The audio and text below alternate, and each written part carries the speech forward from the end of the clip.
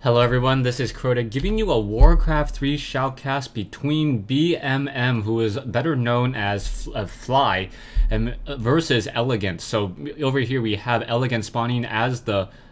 just making sure my mouse controls are correct. Elegant spawning as the purple Night Elf player. Meanwhile, we have Fly spawning here as the teal Orc player. So I'll just try to refer to them as Night Elf versus Orc. It looks like Fly chose not to use his standard name and instead using BMM, Blade Master's Master, perhaps. Not quite sure. We now see the Ultra of Storms coming in, including an Orc Burrow and also a Barracks coming into play as well. Now, a lot of players wonder why Orc players set up their particular buildings in this way. The reason why is later on as the game progresses, the Orc player really wants to make sure that they're able to protect and hide their later tech buildings, especially against a Night Elf player. Night Elf players generally like to go archers and then even a Beastmaster. Using that Beastmaster and those archers, he's able to efficiently take down those production buildings as they're being built, those tech buildings as they're being built, since those buildings are light armored and they take additional damage from piercing. So those Quill Beasts, those Troll Berserkers, and those Archers are able to deal a large amount of damage very, very easily. Now, sorry about this double mouse. I still haven't quite figured it out, but hopefully it doesn't distract you guys too much as we now see a peon making its way out across the map. The peon will quickly be able to see that there is an Ancient of War ready to do some creeping. And taking a look back over here, we now see the Demon Hunter being trained. Demon Hunter versus Blade Master, most likely. There we go. So it's most likely going to be Demon Hunter versus Blade Master. A lot of Night Elf versus Orc matchups are pretty stale in that you know exactly what's going to be happening before even the game begins. Demon Hunter versus Orc. Demon Hunter versus the Blade Master most likely will be a tech to tier 2 and tier 3 for the Night Elf player and getting eventually Druids of the Talon. Meanwhile, the Orc player may just, if it is going to be Druids of the Talon, should go for a Blade Master followed with a Tauren Chieftain. So that Tauren Chieftain now will be moving out. I'm a little surprised that there is no, sorry, the Voodoo Lounge now being built down over here. So that Demon Hunter now already on the move, trying to get some quick kills, already has a Circlet of Nobility and now moving out. The Blade Master not deciding to go do any harassment and instead is making its way over here, and a Gloves of Haste, so very, very nice, one of those power 6 items for that Blade Master.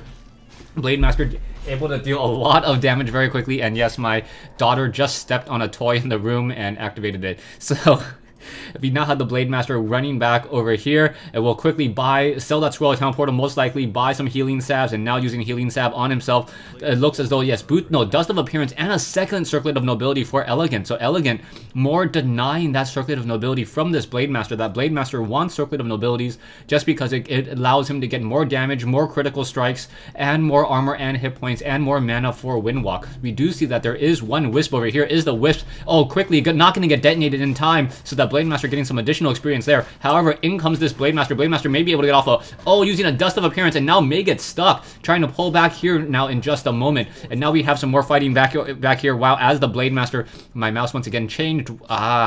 There we go. And Blade Master now chasing after this one archer down. It goes with a nice Windwalk strike, dealing an additional 40 damage there. Blade Master now out of mana. However, the scroll speed has now been dissipated, so the Blade Master unable to catch up to the Demon Hunter. Demon Hunter does not have boots of speed, however, as the Demon Hunter now makes its way to the south. We do see one Wisp over here acting as a little bit of a scout, as the Blade Master wants to come back over here and try to take down this Ogre Magi. This may become a little bit of a trouble for him, just because the Ogre Warriors are now out of position, and the Ogre Warriors may be able to come in and deal more damage. So yeah, that Blade Master taking additional damage from an additional Ogre Warrior, and that's going to be a problem. That will be low hit point. We'll be able to finish off the Ogre Magi and now pick up a Scroll of the Beast, now trying to make its way out of there. Demon Hunter now has those boots of speed, and now it's trying to make its way off to the north. However, will not be able to intercept that Blade Master. Blade Master has essentially gotten everything it needs to so far.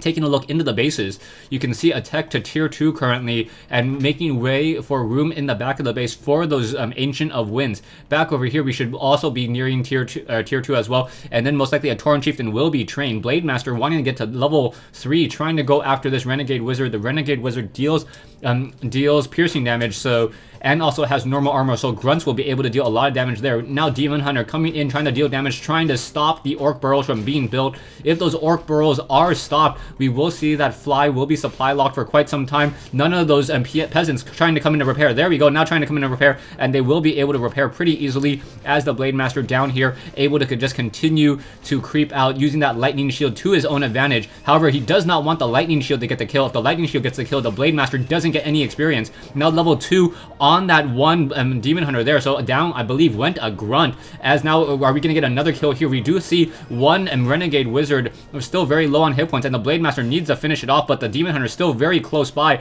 Maybe able to get a last mana burn. No, unable to. Blade Master currently using that healing salve. Is the Blade Master going to get a mana burn onto the Blade Master once again? So the Blade Master will be forced to head back home, very, very low on hit points, and now trying to run away. Elegant down to, what, 161 hit points. Now coming back around, not quite sure why. Both sides exchanging blows. We do see that there is the Bestiary currently being built, and do we have the Beastmaster? Yes, Beastmaster in the center of the map now. So those Beastmasters summoning those Quill Beasts, getting those Troll Berserkers, like I said earlier, as both sides trying to engage. The Demon Hunter trying to get away. Speed Scroll chasing after that low hit point Demon Hunter. Demon Hunter will be able to escape, perhaps by some Staff of Preservations, and now in comes the Archer. Archer getting a quick shot onto that Blade Master, ensuring that the Blade Master has a very difficult time healing. Now in comes a Quill Beast. So that Quill Beast now going after some of those key tech buildings, perhaps being able to take down that Bestiary there. Now we'll be able to deal some damage here, and in comes this Tauren Chieftain. Tauren Chieftain with that Endurance Aura already.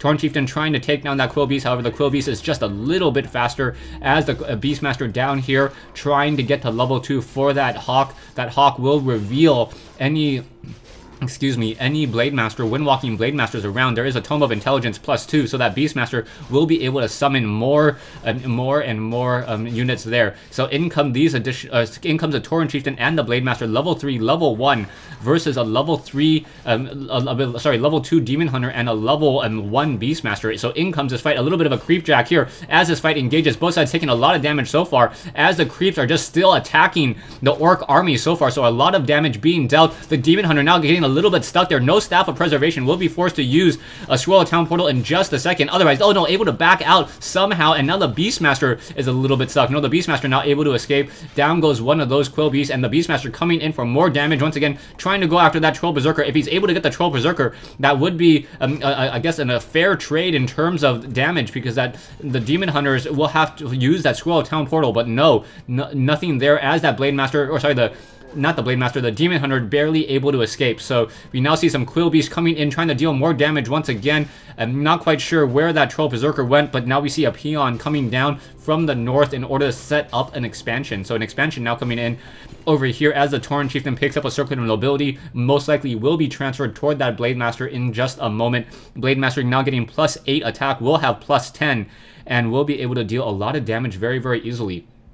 Now making its way out, one Beastmaster still sitting at level 1, has a Scroll of Healing and a Potion of Lesser Invulnerability. The Demon Hunter needs to get some additional creeping done, otherwise the hero advantages of the Orc player are simply just going to become too much, as that Tauren Chieftain gets level 2 Shockwave or level 2 Stomp.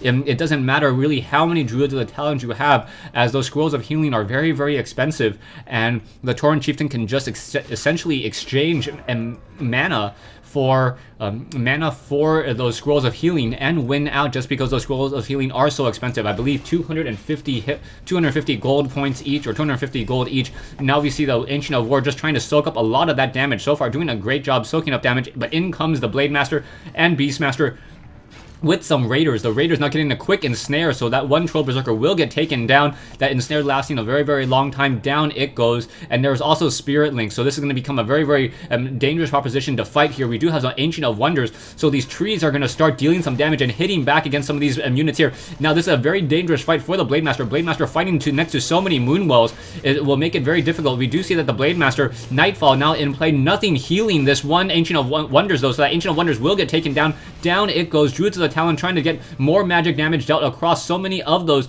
low hit point, or those Grunts. Grunts taking additional magic damage in addition to that -4 armor. So they would take an additional 17% damage on top of, I believe, the 200% or 150% damage.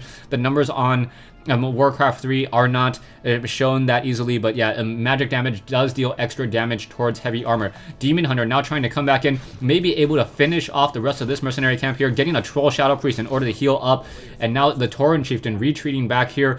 Are we at tier 3? Are we at the Tree of Eternity just quite yet? Yes, we are at the Tree of Eternity, and more more Druids of the Talon still being trained, and I'm waiting to see if we're gonna see a Goblin Tinker. A Goblin Tinker is normally the third hero that a Night Elf player goes for. It is a very strong hero just because that Pocket Factory stops Windwalk, and now in comes the Blade Master. Blade Master trying to deal more damage, and now another Ensnare being cast, or yeah, just being thrown onto that Demon Hunter. Demon Hunter now trying to back off once again. We do see a lot of Druids of the Talon. Druids of the Talons do have that Mastery upgrade, so they would be able to cast Cyclones. And now, are we going to get some Cyclones? No, no Cyclones on any. Oh, there we go. Cyclones. No, those Raiders are now in the air. Will be in the air for quite some time, and that's going to be a problem for this army because this is a loss of 6 food right there. Meanwhile, the Goblin Tinker has been trained, but Fly has a very strong economic advantage with this additional gold mine here. Taking a look back here, we now see another Ensnare in order to try to get an even higher level on this Tauren Chieftain. Tauren Chieftain sitting at level 2, and now it's Goblin Tinker trying to fight back, trying to come in for a creep jack. Will it happen? No, it does not look like it. One of those Raiders ensnared himself by those creeps, both sides. So now in between is a little bit of a fight, and now the creeps are joining in over here to fight along the Orc player. The Orc Blade Master trying to come back, trying to deal more damage. Goblin Tinker taking some damage as well. In comes a Cyclone, now pulling back. The Hawk is in the air, so we'll be able to get sight onto that Blade Master. Blade Master needs to be a mana burn, but no mana burn in time. Blade Master was able to walk out. The Demon Hunter needs to start mana burning those Spirit Walkers and that Tauren Chieftain. If the Tauren Chieftain is able to get off an additional shockwave, that will be a lot of damage dealt across many low hit point Druids of the Talon. There we go. But that was only, I believe, a level 1 shockwave, as the Demon Hunter and the Blade Master just battling it back and forth. A lot of damage, a lot of micro, and I believe the Tinker will get taken down. No, Scroll of Healing at the last moment, but I still believe it will get taken down. Tauren Chieftain trying to fight back, and down it goes. So the Demon Hunter still has a potion of invulnerability, so we'll be able to continue this fight. The Hawk are in the air, trying to keep track of this Blade Master. Blade Master at level 3 with plus 12 attacks, so those critical strikes very, very high. 183 point damage critical strikes. Both sides continuing to fight back and forth. Once again, a lot of units are in the air. However, those Spirit Walkers able to cast Disenchant, and now once again another Blade Master in the air as the Beast Master able to retreat. The Demon Hunter still very low on hit points, down to 366, and now continuing to fight. There is a potion of invulnerability. It has already been used, and now a Scroll Town Portal most likely will be coming in just a moment. Needs to focus down the low hit point Raider. No damage dealt. There's that Scroll Town Portal. Will he be able to get damage dealt? There's that Raider. There it goes. And now both sides going to be retreating and trying to regroup into this fight. So the Beastmaster currently should be using some Moonwells as well. We do see a Clarity Potion on the Tinker. The Tinker Pocket Factory, very, very expensive, dropping 2 Circlets of Nobility. So, and then picking them back up, that allows the Demon Hunter to heal up essentially more hit points based upon per individual Moon Juice point. So now we see the Goblin Tinker nearing maximum mana, currently sitting at about 225, and right now as the Demon Hunter now coming down over here, the Demon Hunter making its way to the south. We do see one Spirit Walker, and that Spirit Walker is going to be taking a lot of damage. A mana burn onto that Spirit Walker, down to 210 hit points very quickly as the Ethereal Form Spirit Walker takes additional magic damage. Back here, quickly selling some items, not quite sure what it was there, and now picking up another Scroll of Town Portal. We do see an Orb of Venom, so that Orb of Venom does a lot of damage over time, and also adds 5 damage for that Demon Hunter. That Demon Hunter will deal a lot of damage relatively quickly, as we now see those a large army of Raiders coming in. Taking a look at the food count, 64 for the Orc player, currently sitting at 49 over 50 for the Night Elf. There is one Fairy Dragon in the air, but I do not think that's going to be enough Fairy Dragons in order to stop all of the Spirit Linking and all of the Disenchanting. There is one Wisp over here. It should get detonated. There we go, detonating in order to make sure that no experience is given, but in comes this fight. I believe the Orc player has a little bit of an advantage, and now we see the Fairy Dragon in the air. Does not want to engage with the Fairy Dragon in the air just because of that Mana Flare damage. So that Mana Flare damage dealt quite a bit. We do see a Potion of Lesser Invulnerability there, and I do not see a Hawk in the air. We do see now those Clockwork Goblins coming out. They do have a damage over time, or damage upon death, just like Banelings, as both sides continuing to fight. Lifting up into the air, down. Oh, the Beastmaster using the Scroll Town Portal at just the right moment there, and will be able to head back out. But apparently Elegant, realizing that he cannot take this game, just too much of an economic lead for Fly, so Elegant says game. So yeah, a great game here on Echo Isle. Just pretty standard play, but I believe with Fly getting that expansion, it just tipped him a little bit over the edge.